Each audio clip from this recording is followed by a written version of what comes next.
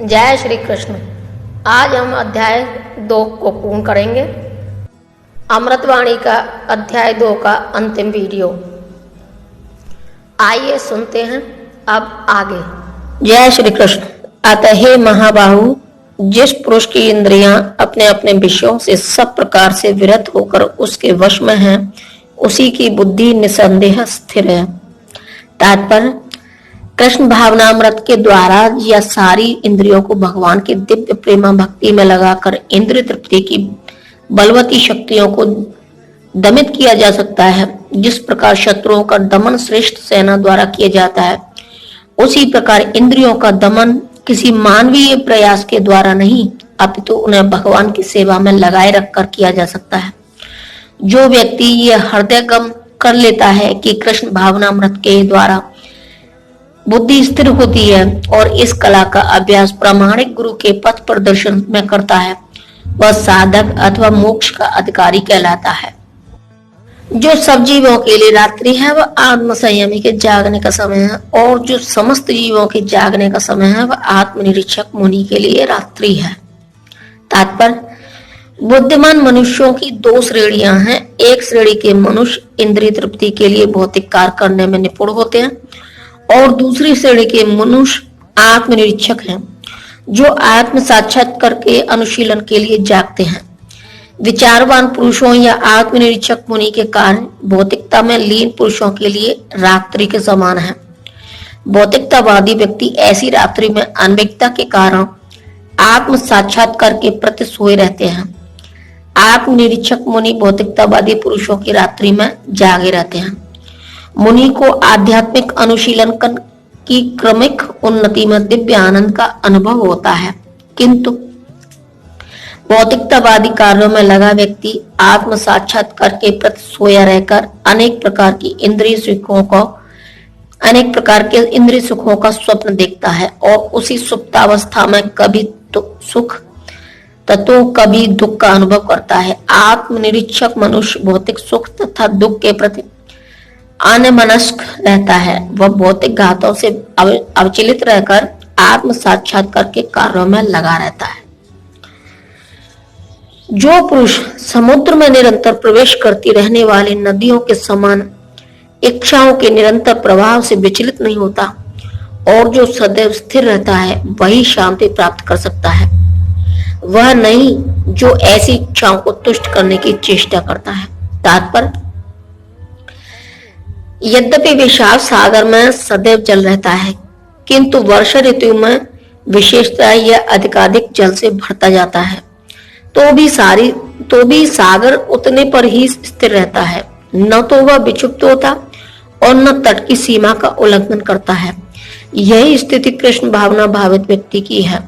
जब तक मनुष्य शरीर है, तब तक इंद्रिय तृप्ति के लिए शरीर की मांगे बनी रहेंगी, किंतु भक्त अपनी पूर्णता के कारण ऐसी इच्छाओं से विचलित नहीं होता। कृष्ण भावना भावित व्यक्ति को किसी वस्तु की आवश्यकता नहीं होती, क्योंकि भगवान उसकी सारी आवश्यकताएं पूरी करते रहते हैं। अतः वह सागर के तुल्य होता है, अपने में सदैव पूर्ण। सागर में गिरने वाली नदियों के समान इच्छाएं उसके पास आ सकती हैं, किंतु वह अपने कार्य में स्थिर रहता है और इंद्रिय तृप्ति की इच्छा से रंच भर भी विचलित नहीं होता। कृष्ण भावना भावित व्यक्ति का यही प्रमाण है। इच्छाओं के होते हुए भी वह कभी इंद्रिय तृप्ति के लिए उन्मुख नहीं होता, क्योंकि वह भगवान की दिव्य प्रेमा भक्ति में तुष्ट रहता है। अतः वह समुद्र की भांति स्थिर रहकर पूर्ण शांति का आनंद उठा सकता है। किंतु दूसरे लोग जो मुक्ति की सीमा तक इच्छाओं की पूर्ति करना चाहते हैं, फिर भौतिक सफलताओं का क्या कहना, उन्हें कभी शांति नहीं मिल पाती। कर्मी, मुमुक्षु तथा वे योगी सिद्धि के कामी हैं। ये सभी अपूर्ण इच्छाओं के कारण दुखी रहते हैं, किंतु कृष्ण भावना भावित पुरुष भगवत सेवा में सुखी रहता है और उसकी कोई इच्छा नहीं होती। वस्तुतः वह तो तथाकथित भवबंधन से मोक्ष की भी कामना नहीं करता। कृष्ण के भक्तों की कोई भौतिक इच्छा नहीं रहती, इसलिए वे पूर्ण शांत रहते हैं।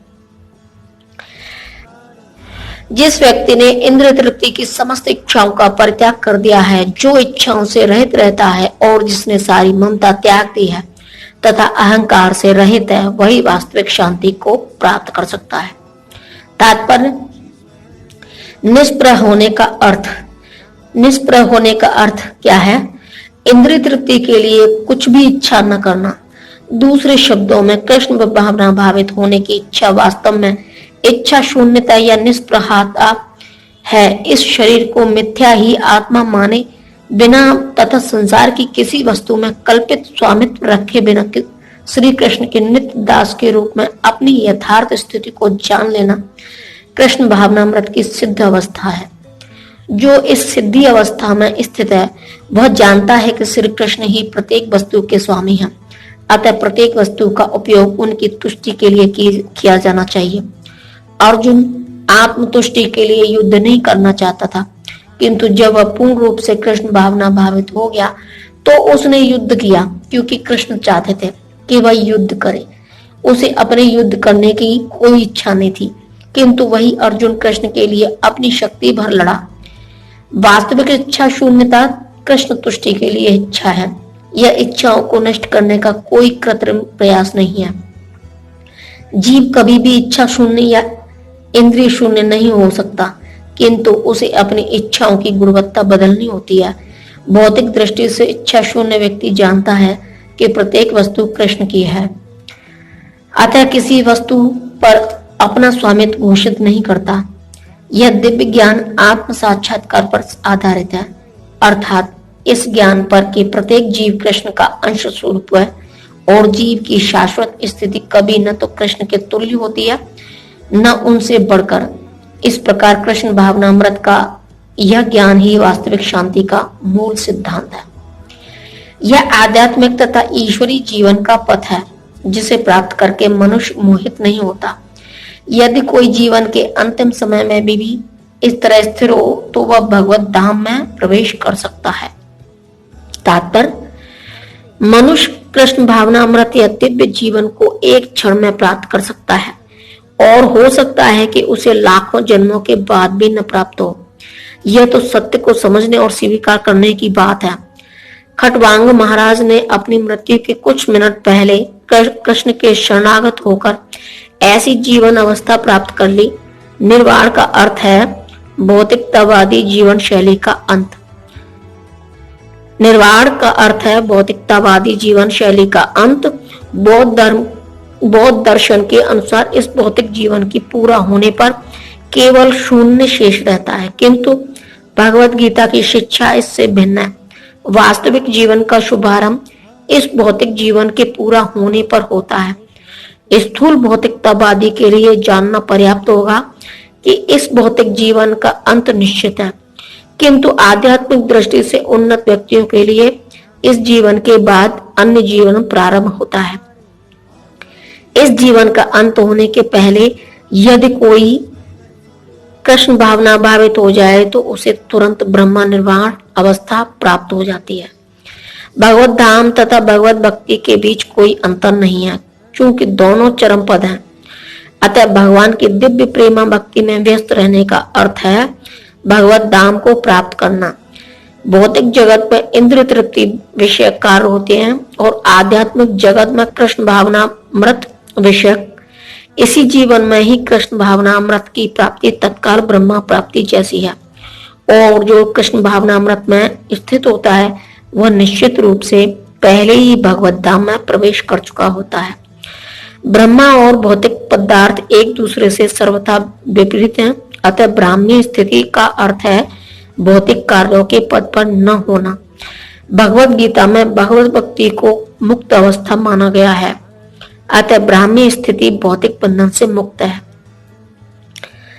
श्री भक्ति विनोद ठाकुर ने भगवत गीता के स्थिति अध्याय को संपूर्ण ग्रंथ के प्रतिपाद विषय के रूप में संक्षिप्त किया है। भगवत गीता के प्रतिपाद हैं कर्मयोग, ज्ञान योग तथा भक्ति योग। इस द्वितीय अध्याय में कर्म योग तथा ज्ञान योग की स्पष्ट व्याख्या हुई है एवं भक्ति योग की भी झांकी दे दी गई है। इसी प्रकार श्रीमद् भगवत गीता के द्वितीय अध्याय गीता का सार का भक्ति वेदांत तात्पर्य पूर्ण हुआ। जय श्री कृष्ण। अब कल से श्रीमद् भगवत गीता में अध्याय 3 कर्मयोग शुभारंभ होगा। तो बने रहिए। जय श्री कृष्ण।